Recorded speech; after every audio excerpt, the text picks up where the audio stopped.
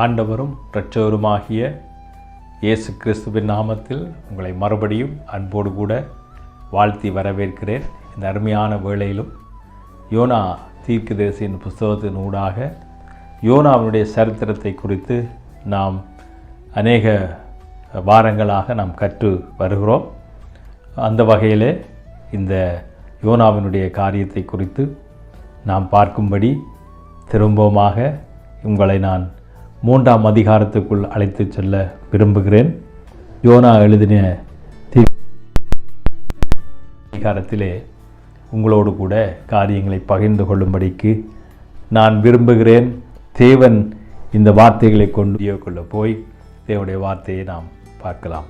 அங்கே சொல்லப்பட்டிருக்கிறது, 2ஆம் தரம் கர்த்தருடைய வார்த்தை யோனாவுக்கு உண்டாகி அவர், நீ எழுந்து மகா நகரமாகிய நினிவேவுக்கு போய் நான் உனக்கு கற்பிக்கும் வார்த்தைகளை அதற்கு விரோதமாய் பிரசங்கி என்றார். அதாவது யோனா தேவன் அனுப்பின அந்த நினிவேக்கு போகாமல் தர்சிசுக்கு அவன் கப்பல் ஏறி ஓடினான் என்பதை நாம் பார்க்கக்கூடியதாக இருக்கிறது.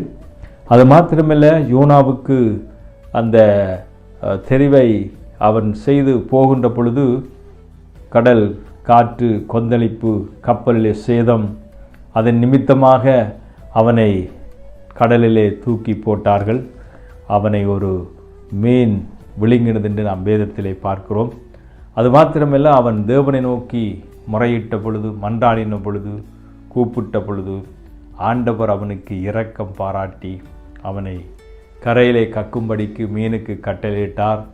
அப்பொழுது தேவன் அந்த மீனுக்கு கட்டளையிட்டது நிமித்தமாக மீன் அவனை கரையிலே கக்கினது என்பதை நாம் பார்க்கக்கூடியதாக இருக்கிறது.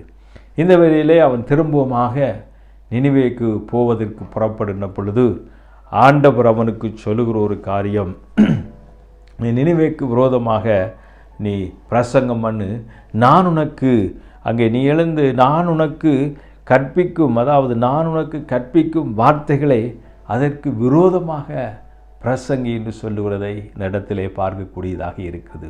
அதாவது அந்த நினிவே மக்களுடைய அக்கிரமம் பாவம் அங்கே எட்டின பொழுது ஆண்டவர் அவர்களை சந்திக்கும்படி விரும்பினார். அதற்கு யோனாவை பயன்படுத்தும்படி கர்த்தர் விரும்பினார். ஆனால் யோனா அவன் திசை மாறி போன பொழுது அவனை மறுபடியுமாக நினிவேக்கு கொண்டு போவதற்காக தேவன் செய்த காரியங்களை நாம் கற்று வருகிறோம், பார்த்து வருகிறோம். இப்பொழுது திரும்பவுமாக ஆண்டவருடைய வார்த்தை யோனாவுக்கு உண்டாகி அவர் சொல்லுகிறார், நீ அந்த நினிவேக்கு போகிறது மாத்திரமில்லை, நான் உனக்கு சொல்லுகிற ஒவ்வொரு காரியங்களையும் அங்கே அந்த மக்களுக்கு சொல்லென்று சொல்லுவதை பார்க்கக்கூடியதாக இருக்கிறது. ஆகவே யோனா அங்கே போய் அந்த மக்களுக்கு சுவிசேஷத்தை, இல்லாவிட்டால் நற்செய்தியை, இல்லாவிட்டால் தேவன் சொன்ன காரியத்தை அந்த தேசத்திலே அந்த நினிவே மக்களுக்கு சொல்லுகிறதை பார்க்கக்கூடியதாக இருக்கிறது. அவன் சொல்லுகிறான், அங்கே அந்த நினிவே மக்களை பார்த்து, அந்த ஜனங்களுக்கு பார்த்து அவன் சொல்லுகிற ஒரு காரியம் என்னவென்றால், அந்த 3 நாள் பிரயாணம் பண்ணக்கூடிய ஒரு மகா பெரிய விஸ்தாரமான ஒரு தேசமாக அது இருந்த பொழுதும் அங்கே அவன் போய் அந்த நினிவே மக்களுக்கு சொல்லுகிற காரியம் என்ன, அப்பொழுது நினிவே உள்ள மக்கள் என்று அங்கே பார்க்கக்கூடியதாக இருக்குது. அது மாத்திரமில்லை, அப்பொழுது நினிவே கவிழ்க்கப்படும் என்று கூறினான். அதாவது யோனா நகரத்தில் பிரவேசித்து 1 நாள் பிரயாணம் பண்ணி இன்னும் 40 நாள் உண்டு என்று சொல்லி அங்கே அந்த நினிவேக்கு விரோதமாக அந்த மக்களுக்கு அந்த காரியத்தை சொல்லுகிறதை பார்க்கலாம். இன்னும் 40 நாள் இருக்கிறது, ஆக அதற்குள்ள இந்த நினிவே கவிழ்க்கப்பட்டு போகும் என்று அவன் ஒரு காரியத்தை, அந்த செய்தியை அங்கே அறிவித்தான் என்பதை பார்க்கக்கூடியதாக இருக்கிறது. இந்த செய்தி காட்டு தீயை போல எல்லா இடங்களிலும் பரவ ஆரம்பித்தது. அது பரவினது மாத்திரமில்லை, அந்த தேசத்தை ஆட்சி செய்து கொண்டிருக்கிற ராஜாவிடத்திலே அந்த வார்த்தை எட்டினது என்பதை பார்க்கக்கூடியதாக இருக்கிறது.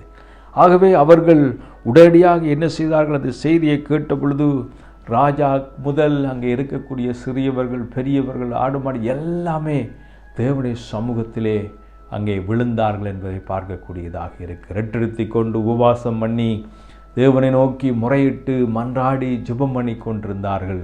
தங்களுடைய பொல்லாத வழிகளை விட்டு, தாங்கள் செய்த பாவமான காரியங்களை விட்டு, தேவனுக்கு விரோதமாக செய்த காரியங்களை விட்டு அவர்கள் ரெட்டெடுத்தி கொண்டு அவர்கள் தங்களுடைய கொடுமைகளை விட்டு திரும்பி ஆண்டவரை நோக்கி மன்றாடி பார்த்து கொண்டிருக்கிறதை பார்க்கலாம்.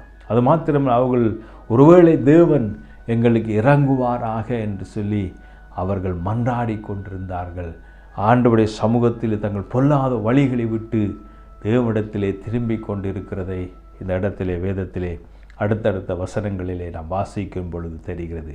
என் அன்பு சகோதரி சகோதரியே, தேவன் அந்த மக்கள் மீது இரக்கமுள்ளவராக, கரிசனை உள்ளவராக, அந்த மக்கள் அழிக்கக்கூடாதுன்றதுக்காக, அழிந்து போகக்கூடாதுன்றதுக்காக, தங்கள் வாழ்க்கையிலே மாண்டு விடக்கூடாதுன்றதுக்காக, பாவத்திலே சிதைந்து விடக்கூடாதுன்றதுக்காக, சின்னாபின்னம் ஆக்கப்படக்கூடாதுன்றதுக்காக, அவர்கள் அழிந்து போகக்கூடாதுன்ற ஏக்கத்தோடு கூட அந்த மக்களுக்கு ஒரு நற்செய்தியை அறிவிக்கிறதை பார்க்கலாம்.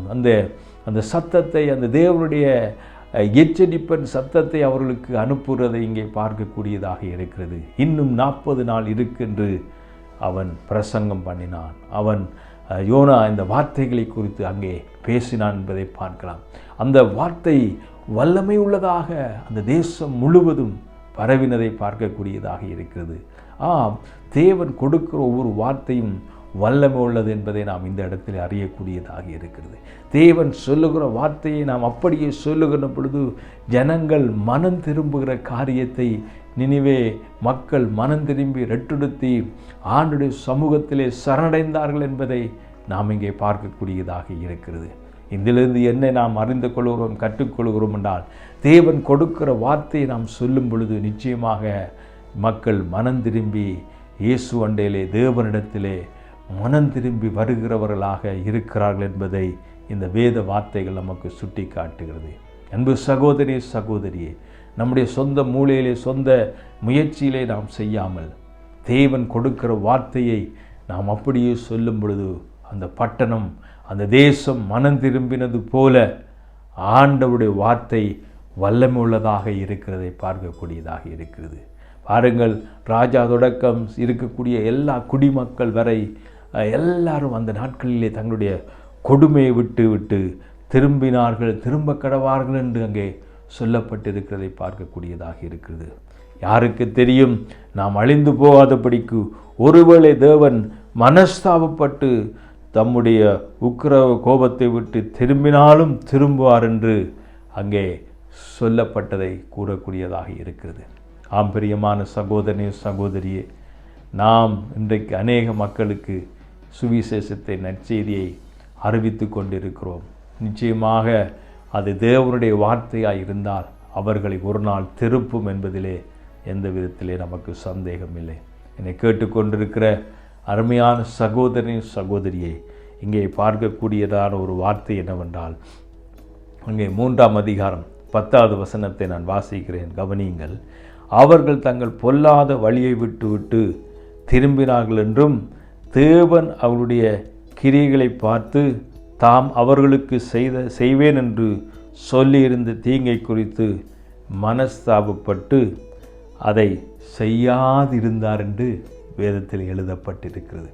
ஆகவே அவர்களுக்கு ஒரு எச்சரிப்பின் சத்தம், ஒரு நியாய தீர்ப்பின் சத்தம், இந்த பாவத்திலிருந்து நீங்கள் மனம் திரும்ப வேண்டும், எல்லாவிட்டால் கோபாக்கினை வருகிறது என்ற அந்த செய்தியை யோனாவின் மூலமாக ஆண்டவர் அந்த நினிவேக்கு அனுப்பினதை பார்க்கக்கூடியதாக இருக்கிறது. அதை கேட்ட மக்கள் உடனடியாக மனம் திரும்பி ரெட்டெடுத்தி தேவ சமூகத்திலே மன்றாடின பொழுது, தங்கள் கொடுமையை விட்டு திரும்பின பொழுது, தங்கள் பாவத்தை விட்டு திரும்பின பொழுது தேவன் மனஸ்தாபப்பட்டார் என்று இங்கே பார்க்கக்கூடியதாக இருக்கிறது. என்னை கேட்டுக்கொண்டிருக்கிற அருமையான நண்பர்களே, சகோதரனே சகோதரியே, தேவனுடைய வார்த்தையை நாம் மற்றவர்களுக்கு சொல்லும் பொழுது, அவர்கள் உண்மையாகவே அந்த வார்த்தைக்கு செவி கொடுத்து மனம் திரும்பும் பொழுது அவர்களுக்கு ஒரு நல்ல வாழ்வையும் நித்திய ஜீவனையும் சமாதானத்தையும் தேவன் கொடுக்கிறவராக இருக்கிறார். அவருடைய பாவங்கள் மன்னிக்கப்பட்ட நிச்சயத்தோடு கூட பரலோகத்துக்கு செல்லக்கூடிய பிரஜையாக தேவன் அவர்களை மாற்றுகளாக இருக்கிறார். வேதம் சொல்லுவது, பாவம் அவர்களை கொல்லுகிறதாக இருக்கிறது. பாவம் செய்கிற எவனும் பாவத்துக்கு அடிமையாக இருக்கிறான் என்று வேதம் சொல்லுது. பாவத்தின் சம்பளம் மரணம் என்று ஆண்டவருடைய வேத வார்த்தை சொல்லுகிறது. ஆண்டவராய் இயேசு கிறிஸ்துவை விசுவாசிக்கும் பொழுது அவளுக்கு நித்திய ஜீவனையும் சமாதானத்தையும் கொடுக்கிற ஆண்டவராக இருக்கிறார் என்பதை இந்த வேதத்தின் ஊடாக நாம் பார்க்கக்கூடியதாக இருக்கிறது. என்னை கேட்டுக்கொண்டிருக்கிற அருமையான நண்பர்களே, சகோதரனே, சகோதரியே, நீங்கள் ஒருவேளை இந்த ஆண்டவராக இயேசு கிறிஸ்துவை அறியாதவளாய் இருப்பீர்களால் ஆண்டவர் உங்களையும் நேசிக்கிறார். இந்த சத்தத்தை கேட்டு உங்களுடைய வாழ்க்கையை இயேசுவுக்கு ஒப்பு கொடுப்பீர்களானால் உங்கள் வாழ்க்கையை ஆண்டவர் ஆசீர்வதிக்கிறவராக இருக்கிறார். உங்களுக்கும் சமாதானத்தை கொடுத்து, உங்களுக்கு நித்திய ஜீவனை கொடுத்து, உங்களுக்கு பாவ மன்னிப்பை ஆண்டவர் கொடுத்து உங்களை சமாதானமாக நடத்த அவர் வல்லமுள்ளவராக இருக்கிறார். இயேசு கிறிஸ்துவின் இரத்தம் சகல பாவங்களை நீக்கி நம்மை சுத்திகரிக்கிறது என்று வேத வார்த்தை சொல்லுகிறது. அன்பானவளே, என்னை கேட்டுக்கொண்டு அருமையான நண்பர்களே, உங்களுடைய வாழ்க்கையிலே நீங்கள் இயேசுவுக்கு உங்கள் வாழ்க்கையை ஒப்பு கொடுக்காவிட்டால் இந்த செய்தியை கேட்டு, இந்த வார்த்தையை கேட்டு உங்களுடைய இருதயத்தை ஆண்டவருக்கு நீங்கள் ஒப்பு கொடுப்பீர்களால் ஆண்டவராக இயேசு கிறிஸ்து உங்கள் இருதயத்திலே வாசம் பண்ணி உங்களுக்கு உண்டான எல்லா பாவமான வாழ்க்கையிலிருந்து கர்த்தர் விடுதலையாக்கி உங்களுக்கு சமாதானத்தை அருளி சந்தோஷத்தை கொடுத்து உங்களுக்கு நித்திய ஜீவனை கொடுக்கிறவராக இருக்கிறார். உங்கள் இருதயத்தை ஆண்டவருக்கு ஒப்பு கொடுங்கள். அந்த இருதயத்திலே தேவன் வாசம் பண்ணி உங்களை ஆசீர்வதிக்கிறவராக இருக்கிறார். நீங்கள் தேவனுடைய ஆலயமாக இருக்கிறீர்கள் என்றும் தேவனுடைய ஆவி உங்களில் வாசம் பண்ணுகிறார் என்பதை நீங்கள் அறியும்படிக்கு இந்த செய்தியை நான் உங்களோடு கூட பகிர்ந்து கொள்கிறேன். ஆகவே அருமையான சகோதரனே, சகோதரியே, இந்த ஆண்டவராக இயேசு கிறிஸ்து உங்கள் வாழ்க்கையை ஏற்றுக்கொள்ளுகின்ற பொழுது ஆண்டவர் நித்திய ஜீவனையும் சமாதானத்தையும் கொடுக்கிறார். ஆகவே இந்த அருமையான இந்த யோனாவினுடைய செய்தியின் மூலமாக ஆண்டவர் மனஸ்தாபப்பட்டு அவர்களுக்கு அந்த தீங்கை செய்யாது இருந்தது போல உங்களுடைய வாழ்க்கையிலும் ஆண்டவரை நீங்கள் ஏற்றுக்கொள்ளும் பொழுது வரக்கூடிய எல்லா தீமையிலிருந்து ஆண்டவர் உங்களை விடுதலையாக்கி சமாதானப்படுத்துவார். கர்த்தருக்கு சித்தமானாய் நாம் அடுத்த அதிகாரத்தில் இருக்கக்கூடிய காரியத்தை பார்த்து நாம் இந்த யோனாவினுடைய சரித்திர நிகழ்வை நிறைவு செய்யலாம். அது வரைக்கும் தேவனுடைய கிருபை உங்களோடு கூட இருப்பதாக. கர்த்தர் தாமே உங்களை ஆசீர்வதித்து மேன்மைப்படுத்துவாராக. ஆமேன். God bless you. Amen.